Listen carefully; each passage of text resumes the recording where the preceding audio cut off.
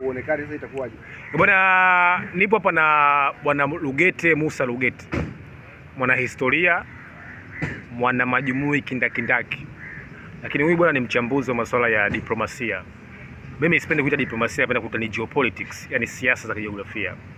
Sasa leo ndugu yangu, ni siku ya uhuru wa taifa la Nigeria, na katika Afrika baada ya kile ambacho kinachoitwa Organization for African Union mwaka 1963 na mkutano wa kwanza ambao ulifanyika mwaka 1957, Ghana ndio nchi ya kwanza kupata uhuru. Leo Nigeria kuna nini? Wote tunajua kwamba taifa la Nigeria ni taifa lenye nguvu kiuchumi, lenye GDP zaidi ya dola milioni 450. Nigeria ilipata uhuru tarehe 1 mwezi wa 10 mwaka 1960 kutoka kwa Uingereza kwa njia ya kidiplomasia. Kulikuwa kuna simba watatu wenye nguvu kwenye uhuru wa Nigeria. Alikuwepo Dr. Nnamdi Benjamin Azikiwe wa chama cha Movement of People of Nigeria and Cameroon. Tulikuwa na Chief Obafemi Awolowo kutoka kabila la wa Yoruba, na tukawa na kiongozi wa Waislamu kutoka kabila la Hausa na Fulani, Sir Abubakar Balewa Ibn Tafawa. Baada ya uhuru wa Nigeria ilikumbwa na matatizo matatu makubwa. Tatizo la kwanza lilikuwa ni udini kati ya Waislamu na Wakristo. Tatizo la pili lilikuwa ni ukabila kati ya makabila manne, kati ya makabila ya kusini Hausa na Fulani dhidi ya makabila ya kaskazini makabila ya kusini Yoruba na Igbo dhidi ya makabila ya kaskazini Hausa na Fulani.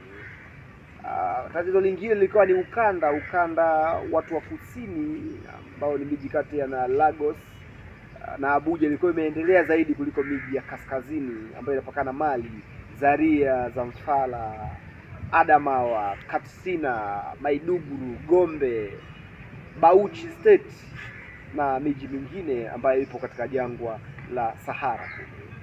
Mwaka 1964 jaribio la kwanza la mapinduzi la kuiangusha serikali ya Benjamin Nnamdi Azikiwe na Abubakar Tafawa lilifeli. Jaribio la mapinduzi lilofaulu litokea tarehe 15 Januari mwaka 1966. Wakati huo rais wa Nigeria Bwana Benjamin Nnamdi Azikiwe alikuwa ameenda visiwa vya Caribbean kwenye safari za kikazi.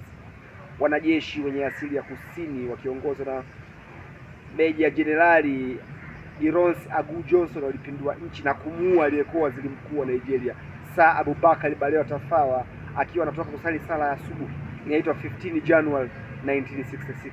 Kutoka hapo Nigeria ikachafuka. Ironsi akachukua nchi 1966, akatawala Nigeria kwa muda wa miezi mitatu, naye akauawa kwenye mapinduzi ya 66 yaliyofanywa na mbabe wa vita kutoka kaskazini Yakubu Gowon akachukua nchi ya Nigeria kutoka mwaka 66 mpaka mwaka 75.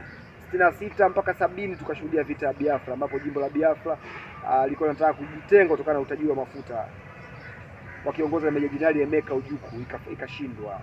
Mwaka 75 Yakubu Gowon akiwa Uganda kwenye mkutano wa Umoja wa Nchi za Afrika akiwa aliko na Idi Amin akasikia kupinduliwa. Alipinduliwa mwaka 75 na Meja Jenerali Mutara Mohamed Ramati akachukua nchi 75, naye akauawa 76.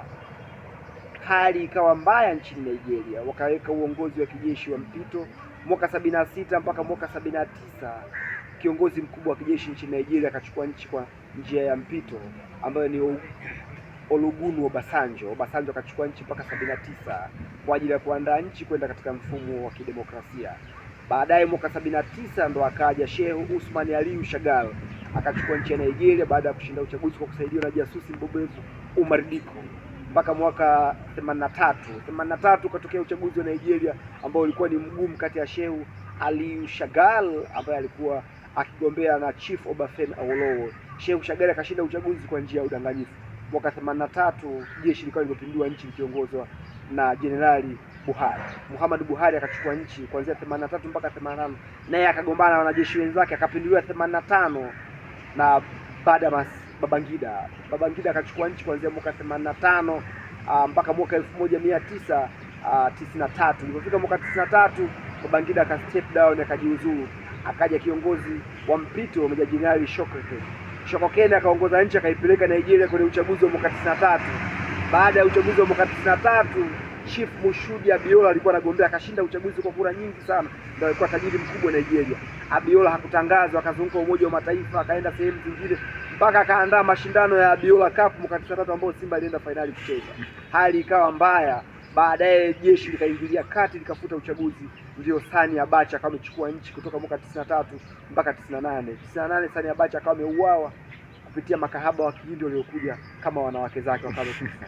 Alivyokuwa amekufa Jenerali Abubakar Abdusalam akawa amechukua nchi kidogo mpaka mwaka 99 ambapo ulifanyika uchaguzi. Obasanjo akachukua nchi 99 mpaka 2007.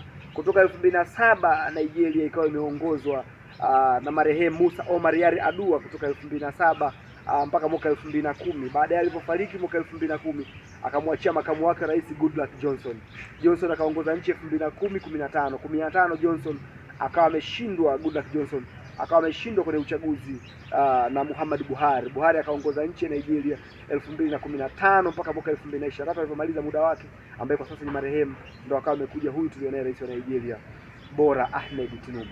Hiyo ni historia fupi ya Nigeria, matatizo ya Nigeria ambayo mpaka leo, ukiachilia mbali uchumi mkubwa wa Nigeria, kuwa na mabilionea wengi akiwemo Chifu Aliko Dangote, lakini Nigeria inasumbuliwa na matatizo ya kiusalama, uwepo wa vikundi mbalimbali vya jihadi kutoka Nigeria kaskazini kama Boko Haram na vikundi vingine vya utekaji ambao vinakwenda mpaka Sahara mpaka kwenda kule Mali. Imekuwa tatizo kubwa. Nigeria inasumbuliwa tatizo la ukame kule kaskazini, upendeleo wa kimaendeleo, udini, ukanda na ukabila ni moja kati ya matatizo yanayosukuma Nigeria kurudi nyuma kiuchumi. Mpaka leo jeshi la Nigeria halielewi ni nani aliye nyuma ya wanamgambo wa Boko Haram toka mwaka 2002 chini ya Mohamed Yusuf. Hiyo Nigeria kwa ufupi, nchi yenye uchumi mkubwa wa Afrika, nchi yenye mabilionea wengi ambao bado inasukumwa na migogoro ya ndani inayoifanya 52% ya fedha za Nigeria inakwenda kwenye masuala ya ulinzi na usalama, kutokana na kwamba Nigeria bado haijastabilize. Asante sana kwa leo Nigeria, wako mtiifu Lugete Musa Lugete.